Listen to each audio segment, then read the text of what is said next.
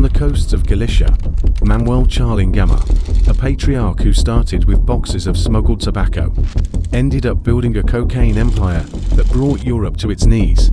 He and his clan, the Charlins, bought everything: palaces, boats, silence. They ruled from the shadows with an immense fortune and a violence that chilled the blood. They seemed untouchable, a crime dynasty that no one dared to challenge. So, what does it take for a man who thinks he's a god to end up in handcuffs, in his pajamas, in front of an entire country? He looked like any other grandfather, a grumpy old man who complained about his pension and hid from the cameras. Anyone could have shared a plate of octopus with him at a Galician tavern without suspecting a thing. But behind that harmless retiree's facade, a monster was hiding. A man who laughed while recalling how they threw a debtor into a freezing tunnel. A man who threatened to kill the judge who jailed him. And this is the story of how he and his family, the Charlin clan, turned the coast of Galicia into the gateway for cocaine into Europe, building an empire of fear, blood, and money. To understand the Charlins, you must first understand Galicia. In the 70s and 80s, the Rías Baixas was a land forgotten by the state. A rugged, impoverished coast with a long tradition of smuggling. Here, contraband wasn't a serious crime. It was a way of life, a way to survive. Manuel Charlin was born into this world. He started in the post-war black market, trafficking food, penicillin, and scrap metal from Portugal. But his vision went further. He soon became one of the kings of Winston de Batia.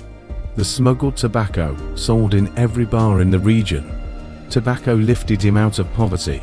It taught him the sea routes, the art of discretion, and the power of corruption. He created a perfect logistical network with fast boats and loyal people. Without knowing it, he was building the highway for a much darker and more profitable business. The definitive leap happened in prison. In the early 80s, Manuel Charlin was serving time for trying to kill a businessman who owed him money from the tobacco trade. Prison didn't reform him. It gave him a postgraduate degree in international crime. There, he met members of the Colombian drug cartels. It was a strategic alliance. The Colombians had the most desired product in the world, cocaine. But they needed a safe way to get it into Europe. Charlin and the other Galician smugglers had the solution: a coastline they knew like the back of their hand, and a network the police couldn't control. They left tobacco and hashish for the white powder. The risk was similar, but the profits were astronomical. The Charlins were not mere transporters. They became indispensable partners of the Medellin and Cali cartels. They came to control 80% of all the cocaine entering the European continent. Charlin's empire was built on an unbreakable pillar: family. His clan operated like a miniature Sicilian mafia. He was the absolute patriarch, Ovello, the old man, an authoritarian and violent leader, at his side. His wife, Josefa Pomares, was considered the financial brain, the mind that laundered the millionaire profits. His 6 children, Adalanda, Josefa, Teresa, Manuel, Melcher, and Asker, and his grandchildren all had a role in the organization, from supervising the drop-offs to managing front companies like the Canary Chapo, an acronym for Charlin Pomares. Everything stayed in the family. Loyalty was absolute, and silence was an iron law.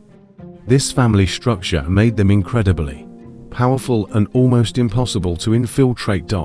With the cocaine money, the Charlins became the kings of Galicia. They amassed a fortune valued at over 30 million euros. They bought Pazos manor houses, dozens of homes, estates, luxury cars, and boats. Their Pazo de Vista Real, a stately mansion in Villanova de Arauza, became the symbol of their power and impunity. They operated in plain sight. They felt untouchable. They controlled the region through a mix of favors and terror. They financed popular festivals and soccer teams, creating a network of gratitude and dependence. But anyone who stepped out of line paid a very high price. The rule of silence was sacred. And the most brutal proof of what happened, if it was broken, came in 1994. Manuel Paulo, head of a rival clan, decided to cooperate with the justice system and inform on the Charlines. The revenge was immediate and merciless. Colombian hitmen riddled him with bullets in his own home, leaving his wife in a wheelchair. The message was clear: betrayal is paid for with your life. Tobacco smuggling had been tolerated.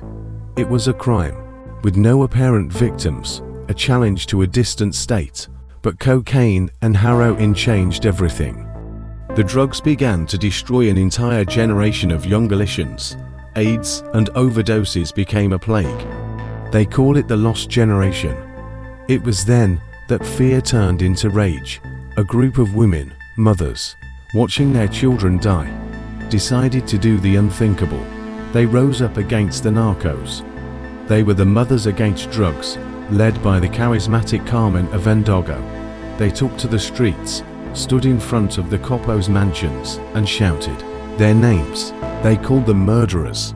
They had no weapons or power, only their pain and their courage, but their rebellion changed history. They gave a face to the victims and gave society and the state the legitimacy to declare an all-out war.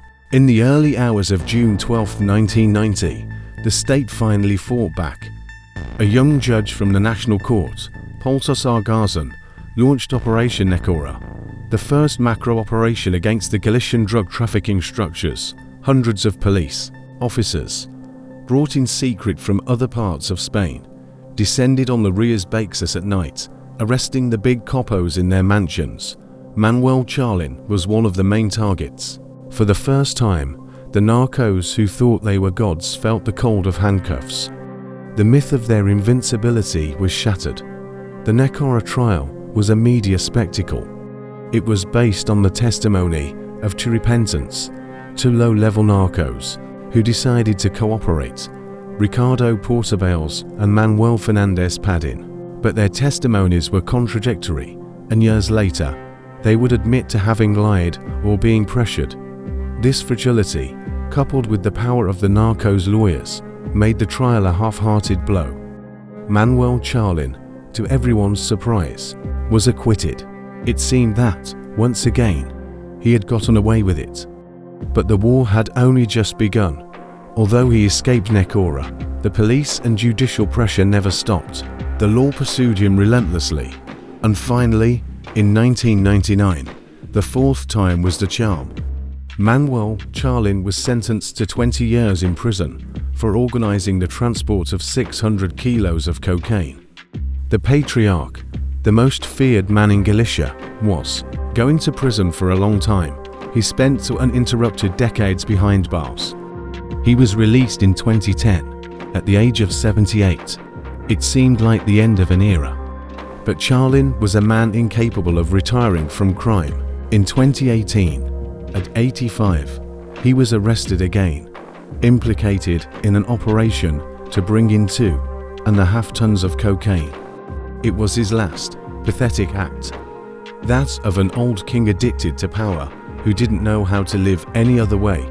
The empire of the Charlins slowly crumbled.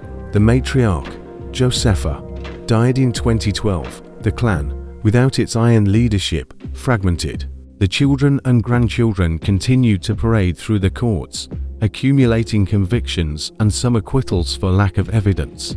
But the centralized and all-powerful organization no longer existed. The same family structure that made them strong was their weakness. Without the patriarch in command, the body could not survive. Manuel Charlin died on December 31, 2021, at the age of 89. He didn't die in a shootout or in a prison riot. He died in the most banal way possible, after a fall in the entrance of his building. A silent and pathetic end to a life of sound and fury. Today, the shadow of the Charlins is fading. Their legacy is a scar on the memory of Galicia, a lost generation and a community that had to rise up to reclaim its future. And in a final irony of fate, the Pazo de Vista Real their former palace of power, is now a public park and a training center. In its vineyards, where shipments of death were once planned, grapes now grow for a legitimate, award-winning wine. It is the definitive symbol of their defeat. Life, finally, broke through the ruins of their empire. Thank you for staying until the end. Behind every video are hours of research to bring you the complete story. If you value that effort, the best way to support us is by leaving a like and subscribing to the channel. See you in the next investigation.